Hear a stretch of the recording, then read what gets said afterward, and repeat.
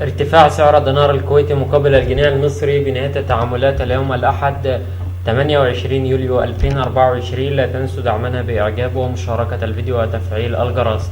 شهد سعر الدينار الكويتي ارتفاعا ملحوظا مقابل الجنيه اليوم بقيمة 8 قروش الموافق الأحد 28 يوليو، وسجل الدينار الكويتي 157 جنيه 95 قرش للشراء، 158 جنيه 46 قرش للبيع.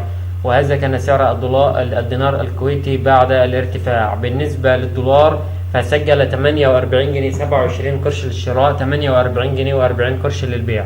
الجنيه الاسترليني 62 جنيه و13 قرش للشراء، 62 جنيه 33 قرش للبيع. الريال السعودي 12 جنيه 86 قرش للشراء، 12 جنيه و90 قرش للبيع. الدرهم الإماراتي 13 جنيه و14 قرش للشراء، 13 جنيه و18 قرش للبيع. الدولار الاسترالي 31 جنيه و60 قرش للشراء، 31 جنيه و70 قرش للبيع. شاركونا وراء حضراتكم، والسلام عليكم ورحمة الله وبركاته.